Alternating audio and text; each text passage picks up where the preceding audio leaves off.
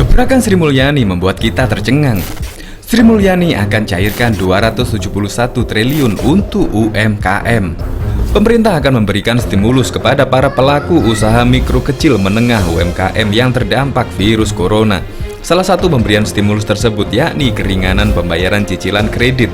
Menteri Keuangan Sri Mulyani Indrawati mengatakan, untuk memberikan stimulus ini pemerintah menyiapkan 271 triliun. Anggaran ini akan digunakan untuk memberikan stimulus berupa pembayaran bunga kredit selama 6 bulan. Penundaan cicilan kredit UMKM yang ditunda nilainya mencapai 271 triliun, ujarnya dalam telekonferensi Rabu 29 April 2020. Sri Mulyani memaparkan, untuk kredit UMKM baik dengan pinjaman di bawah 10 juta, 500 juta maupun di atas 500 juta, biasanya kredit ini merupakan nasabah UMI, Mekar, Pegadaian hingga kredit usaha rakyat KUR. Total kredit yang akan ditunda pokoknya sebesar 105,7 triliun. Penundaannya ini yang untuk KUR, UMI, Mekar, dan Pegadaian, ucapnya. Sementara sisanya atau 165,48 triliun akan diberikan kepada perbankan, Bank Perkreditan Rakyat BPR hingga perusahaan memberi pinjaman lainnya. Pemberian stimulus ini akan dilakukan selama kurun waktu 6 bulan ke depan. Pemberian juga siapkan bantuan likuiditas dengan penempatan dana pemerintah di bank tersebut, ucapnya. Sri Mulyani mengatakan jumlah bantuan stimulus ini akan diberikan kepada debitur kredit usaha rakyat yang jumlahnya mencapai 8,33 juta debitur.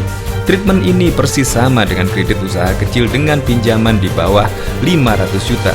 Sedangkan untuk ultramikro UMI sebanyak 1 juta debitur, lalu untuk debitur Mekar jumlahnya mencapai 6,08 juta dan Pegadaian 10,6 juta debitur.